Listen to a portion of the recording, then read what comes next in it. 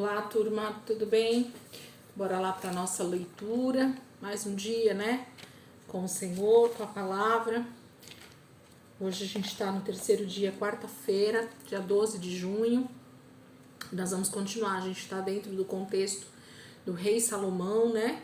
E a gente já tem visto a construção do templo, a construção do seu palácio. E a gente vai caminhando, então, aqui dentro dessa grande linha do tempo da monarquia de Israel. Hoje a gente tem então 1 Reis capítulo 8, que é um texto bem grande, e depois a gente vai lá para 2 Crônicas capítulo 5, que vai falar provavelmente sobre o mesmo texto, como a gente já vem fazendo, né, os outros dias, essa leitura que conta a mesma história nesses dois livros, tanto Reis quanto Crônicas. Então, 1 Reis capítulo 8 diz assim: Então o rei Salomão reuniu em Jerusalém as autoridades de Israel, todos os líderes das tribos e os chefes das famílias israelitas, para levarem de Sião, a cidade de Davi, a arca da aliança do Senhor. E todos os homens de Israel uniram-se ao rei Salomão por ocasião da festa, no mês de Etanim, que é o 7º mês. Quando todas as autoridades de Israel chegaram, os sacerdotes pegaram a arca do Senhor e a levaram, com a tenda do encontro e com todos os seus utensílios sagrados. Foram os sacerdotes e os levitas que levaram tudo. O rei Salomão e toda a comunidade de Israel, que se havia reunido a ele diante da arca, sacrificaram tantas ovelhas e bois que nem era possível contar. Os sacerdotes levaram a arca da aliança do Senhor para o seu lugar no santuário interno do templo, isto é, no lugar santíssimo, e a colocaram debaixo das asas dos querubins. Os querubins tinham suas asas estendidas sobre o lugar da arca e cobriam a arca e as varas utilizadas para o transporte. Essas varas eram tão compridas que as suas pontas, que se estendiam para fora da arca, podiam ser vistas da frente do santuário interno, mas não de fora dele. E elas estão lá até hoje. Na arca havia só as 2 tábuas de pedra que Moisés tinha colocado quando estava em Horebe, onde o Senhor fez uma aliança com os israelitas depois que saíram do Egito. Quando os sacerdotes se retiraram do lugar santo, uma nuvem encheu o templo do Senhor, de forma que os sacerdotes não podiam desempenhar o seu serviço, pois a glória do Senhor encheu o templo. E Salomão exclamou: O Senhor disse que habitaria numa nuvem escura. Na realidade, construí para ti um templo magnífico, um lugar para nele habitares para sempre. Depois o rei virou-se e abençoou toda a Assembleia de Israel que estava ali em pé e disse: Bendito seja o Senhor, o Deus de Israel, que com sua mão cumpriu o que com sua própria boca havia prometido a meu pai, Davi, quando lhe disse: Desde o dia em que tirei Israel, meu povo, do Egito, não escolhi nenhuma cidade das tribos de Israel para nela construir um templo em honra ao meu nome, mas escolhi Davi para governar Israel, meu povo. Meu pai Davi tinha no coração o propósito de construir um templo em honra ao nome do Senhor, o Deus de Israel. Mas o Senhor lhe disse: Você fez bem em ter no coração o plano de construir um templo em honra ao meu nome. No entanto, não será você que o construirá, mas o seu filho, que procederá de você. Ele construirá o templo em honra ao meu nome. E o Senhor cumpriu a sua promessa. Sou o sucessor de meu pai, Davi, e agora ocupo o trono de Israel, como o Senhor tinha prometido. E construí o templo em honra ao nome do Senhor, o Deus de Israel. Providenciei nele um lugar para a arca, na qual estão as tábuas da aliança do Senhor, a aliança que fez com os próprios antepassados quando os tirou do Egito. Depois Salomão colocou-se diante do altar do Senhor, diante de toda a Assembleia de Israel, levantou as mãos para o céu e orou: Senhor Deus de Israel, não há Deus como tu em cima nos céus, nem embaixo na terra. Tu que guardas a tua aliança de amor com os teus servos, que de todo o coração andam segundo a tua vontade. Cumpriste a tua promessa a teu servo Davi, meu pai. Com a tua boca prometeste, com a tua mão a cumpriste, conforme hoje se vê. Agora, Senhor, Deus de Israel, cumpre a outra promessa que fizeste ao teu servo Davi, meu pai, quando disseste: Você nunca deixará de ter diante de mim um descendente que se assente no trono de Israel, se tão somente os seus descendentes tiverem o cuidado de, em tudo, andarem segundo a minha vontade, como você tem feito. Agora, ó Deus de Israel, que se confirme a palavra que falaste ao teu servo Davi, meu pai. Mas será possível que Deus habite na terra? Os céus mesmo, os mais altos céus, não podem conter-te, muito menos este templo que construí. Ainda assim, atende a oração do teu servo e ao seu pedido de misericórdia, ó Senhor meu Deus. Ouve o clamor e a oração que o teu servo faz hoje na tua presença. Estejam os teus olhos voltados dia e noite para este templo, lugar do qual disseste que nele porias o teu nome, para que ouças a oração que o teu servo fizer voltado para este lugar. Ouve as súplicas do teu servo e de Israel, o teu povo, quando orarem voltados para este lugar. Ouve dos céus, lugar da tua habitação, e quando ouvires, dá-lhes o teu perdão. Quando um homem pecar contra o seu próximo, tiver que fazer um juramento e vier jurar diante do teu altar neste templo, ouve dos céus e age.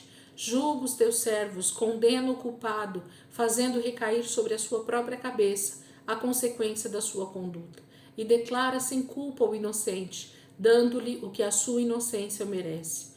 Quando Israel, o teu povo, for derrotado por um inimigo, por ter pecado contra ti, voltar-se para ti e invocares o teu nome, orando e suplicando a ti neste templo, ouve dos céus e perdoa o pecado de Israel, o teu povo, e traze-o de volta à terra que deste aos seus antepassados. Quando se fechar o céu e não houver chuva, por haver o teu povo pecado contra ti, e se o teu povo, voltado para este lugar, invocar o teu nome e afastar-se do seu pecado, por o haveres castigado, ouve dos céus e perdoa o pecado dos teus servos de Israel, teu povo.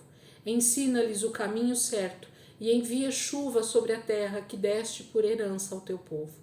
Quando houver fome ou praga no país, ferrugem e mofo, gafanhotos peregrinos e gafanhotos devastadores, ou quando inimigos sitiarem as suas cidades, quando em meio a qualquer praga ou epidemia, uma oração ou súplica por misericórdia for feita por um israelita ou por todo Israel teu povo, cada um sentindo as suas próprias aflições e dores, estendendo as mãos na direção deste templo, ouve dos céus o lugar da tua habitação.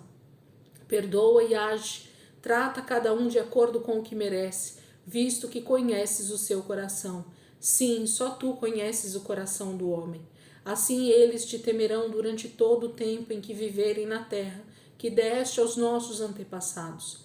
Quanto ao estrangeiro que não pertence a Israel, teu povo, e que veio de uma terra distante por causa do teu nome, pois ouvirão acerca do teu grande nome, da tua mão poderosa e do teu braço forte, quando ele vier e orar voltado para este templo, ouve dos céus, lugar da tua habitação, e atende ao pedido do estrangeiro, a fim de que todos os povos da terra conheçam o teu nome e te temam, como faz Israel o teu povo, e saibam que este templo que construí traz o teu nome.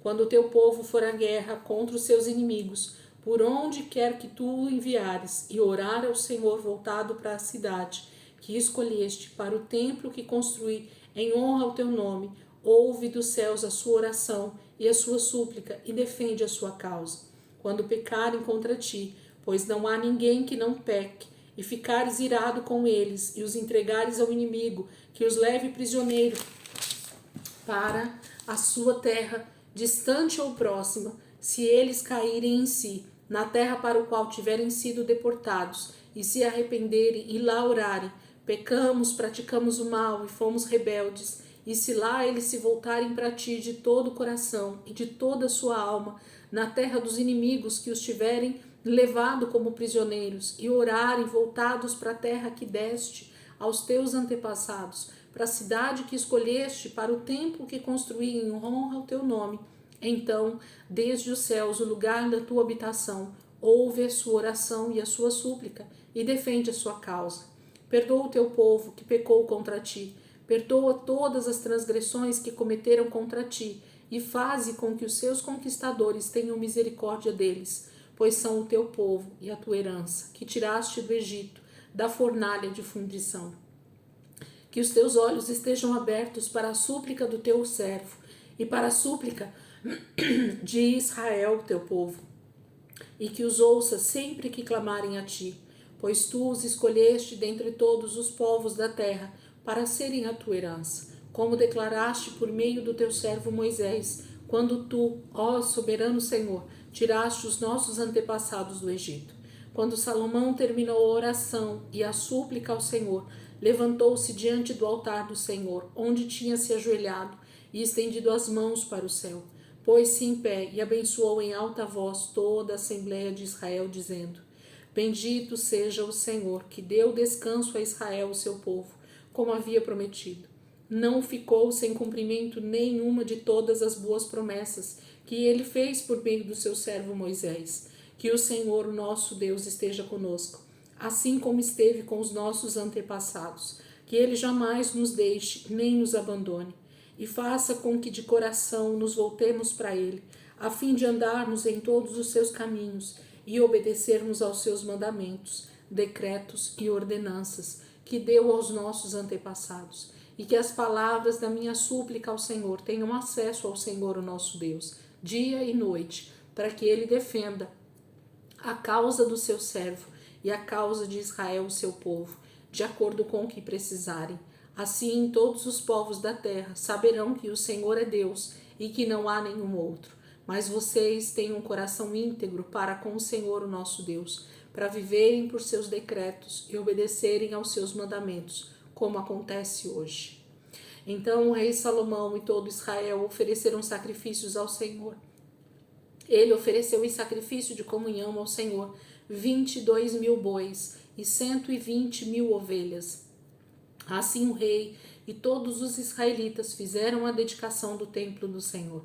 Naquele mesmo dia o rei consagrou a parte central do pátio, que ficava na frente do templo do Senhor, e ali ofereceu holocaustos, ofertas de cereal e a gordura das ofertas de comunhão, pois o altar de bronze diante do Senhor era pequeno demais para comportar os holocaustos, as ofertas de cereal e a gordura das ofertas de comunhão. E foi assim que Salomão, com todo Israel, celebrou a festa naquela data. Era uma grande multidão, gente vinda desde Lebo-Amate até o ribeiro do Egito. Celebraram diante do Senhor, o nosso Deus, durante 7 dias. No 8º dia, Salomão mandou o povo para casa. Eles abençoaram o rei e foram embora, jubilosos e de coração alegre, por todas as coisas boas que o Senhor havia feito por seu servo Davi e por Israel, o seu povo. Então, capítulo 8 de 1 Reis fala desse transporte da arca para dentro do templo, depois da construção pronta. E aí fala desse momento de consagração do templo, do início, né? O primeiro culto celebrado no templo que Salomão havia construído. A primeira celebração em conjunto com todo o povo, né? Foi o que aconteceu aqui. E essa grande oração que Salomão faz nesse texto, gente, eu diria para vocês que vocês passassem um tempinho aí meditando nessa oração, nos detalhes do que Salomão vai dizendo ali naquela oração, como tem preciosidades ali dentro, como tem coisa boa ali dentro daquela oração, de tudo que Salomão fala ali com detalhes, né? A oração é bem extensa, mas se você parar e meditar nela e ir grifando ali o que você for achando, deixa o Espírito Santo ir ministrando o teu coração. Tenho certeza que Deus vai falar muito com você a partir dessa oração que Salomão faz ali na consagração do templo. Capítulo 5 de 2 Crônicas, para a gente finalizar a leitura de hoje. Diz assim: terminada toda a obra que Salomão havia realizado para o templo do Senhor, ele trouxe as coisas que seu pai Davi tinha consagrado e as colocou junto com os tesouros do templo de Deus, a prata, o ouro e todos os utensílios. Então Salomão reuniu em Jerusalém as autoridades de Israel e todos os líderes das tribos e os chefes das famílias israelitas para levarem de Sião, a cidade de Davi, a arca da aliança do Senhor. E todos os homens de Israel uniram-se ao rei por ocasião da festa no 7º mês. Quando todas as autoridades de Israel chegaram, os levitas pegaram a arca e a levaram com a tenda do encontro e com todos os seus utensílios sagrados. Foram os sacerdotes levitas que levaram tudo. O rei Salomão e toda a comunidade de Israel que se havia reunido a ele diante da arca sacrificaram tantas ovelhas e bois que nem era possível contar. Os sacerdotes levaram a arca da aliança do Senhor para o seu lugar no santuário interno do templo, no lugar santíssimo, e a colocaram debaixo das asas dos querubins. Os querubins tinham suas asas estendidas sobre o lugar da arca e cobriam a arca e as varas utilizadas para o transporte. Essas varas eram tão compridas que as suas pontas se estendiam para fora da arca e podiam ser vistas da parte da frente do santuário interno, mas não de fora dele. E elas estão lá até hoje. Na arca havia só as 2 tábuas que Moisés tinha colocado quando estava em Horebe, onde o Senhor fez uma aliança com os israelitas depois que saíram do Egito. Os sacerdotes saíram do lugar santo. Todos eles haviam se consagrado, não importando a divisão a que pertenciam.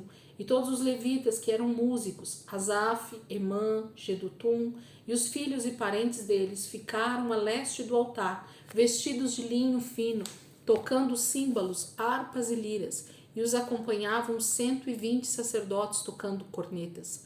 Os que tocavam cornetas e os cantores, em uníssono, louvaram e agradeceram ao Senhor. Ao som de cornetas, símbolos e outros instrumentos, levantaram suas vozes em louvor ao Senhor e cantaram: Ele é bom, o seu amor dura para sempre.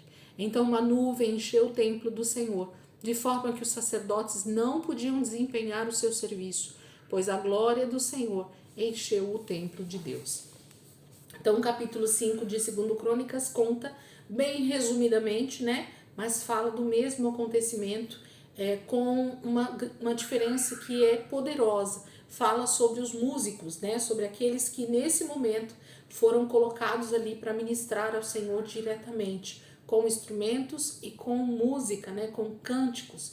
Então eles cantaram em uníssono, todos juntos, em uma só voz: Ele é bom e o seu amor dura para sempre. E por isso que então a glória do Senhor encheu o templo, aquela gratidão, aquele louvor em adoração ao Deus que tinha permitido a Israel fazer tudo aquilo, encheu o templo naquele momento. Amém? Então amanhã a gente vai continuar aqui em 2 Crônicas, que a gente vai ler justamente a oração de dedicação novamente, que Salomão faz. A leitura ficou para amanhã para não ficar tão extensa hoje. Então amanhã a gente volta aqui para 2 Crônicas 6 e 7 e Salmo 136, que vai ser de gratidão à construção e a essa entrega do templo ao Senhor. Amém, queridos? Deus abençoe. Ótima quarta-feira aí para vocês.